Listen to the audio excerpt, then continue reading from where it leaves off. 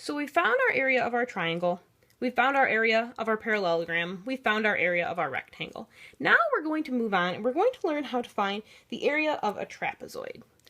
So let's draw out our trapezoid here, and I'll give it my best shot. Try and make it as even as possible. There we go. Okay, so this is going to be our trapezoid that we're working with. So let's remember from our last videos that the area of a triangle, or I'm sorry, of a rectangle, is always going to be base times height. And we remember this because our home base is our rectangle. We're always trying to get back to that rectangle because we know how to find the area of a rectangle. So if we can make any shape into a rectangle, we can find what its area is. So we're looking at our trapezoid here. And what's interesting about our trapezoid is, unlike our rectangle, it doesn't have a base on the bottom here that's equal to its base on the top. The base on the top is going to be a little bit smaller than this base on the bottom. So we have to take that into account, and we need to label them as such. So this time we're going to have a base 1 down here. This isn't going to be how long it is, this is just how we're labeling it. This is base 1. Up here we'll have base 2. Okay? And then to find our height, just like in our parallelogram, we're just going to draw that perpendicular line to our base. And we'll label that too. That's going to be our height right there. Okay. So we've got our base 1, base 2, and our height. There's a couple of different ways that you can find the area of a trapezoid, but we're going to focus first on one that kind of has us do the same thing we did with our triangles. What we're going to do is we're going to pretend that we have a congruent trapezoid. So a trapezoid that's the same as this one. And we're just going to flip it. So we're going to pretend we have another trapezoid just like this one. We're going to flip it over and press it right up next against it. Okay?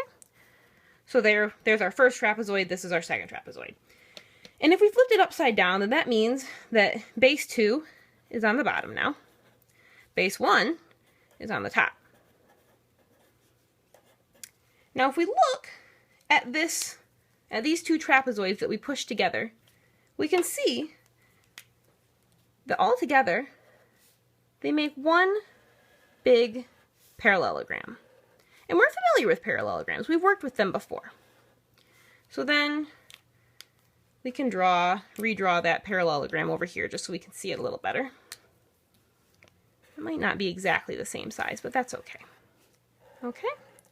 So we've got our parallelogram here. And we remember how to find the area of a parallelogram. We remember that we can then just take our height and we can kind of chop this piece off here, bring it over here to get back to that rectangle that we like, our home base.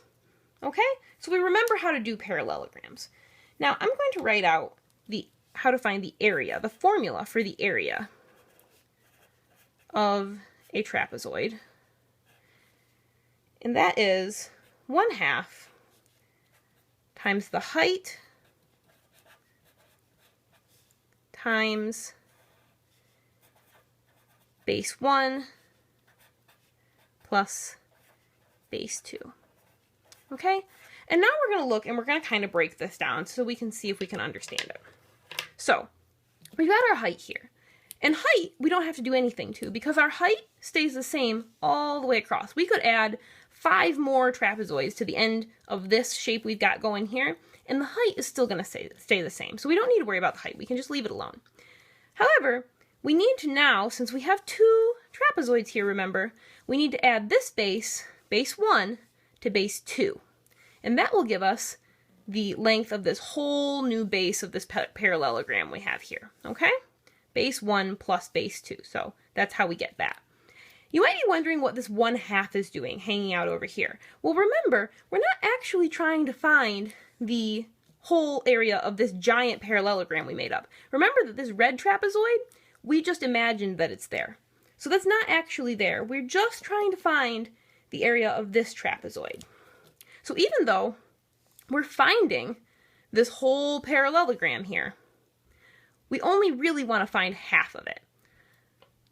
So we would divide that number, this whole area, in half to get just the one trapezoid that we need. And we remember that if we multiply by 1/2, it's the same as dividing by 2. So that 1/2 is just there to get rid of that imaginary trapezoid that we made up at the beginning. Okay? So let's see if it checks out. Let's assign some numbers here. Let's pretend like base 1 is equal to 2.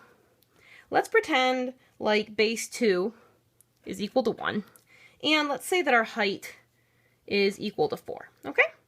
So we've got 1/2 times our height is 4 times 4 times base 1 over here is going to be 2 plus base 2 is 1. Okay, and then we can just do kind of some math from here to figure it out. So we'll bring down our 1/2 times our 4 times 2 plus 1 is just going to be 3. So then we bring down our half again. We say, oh, 4 times 3, we know, is 12.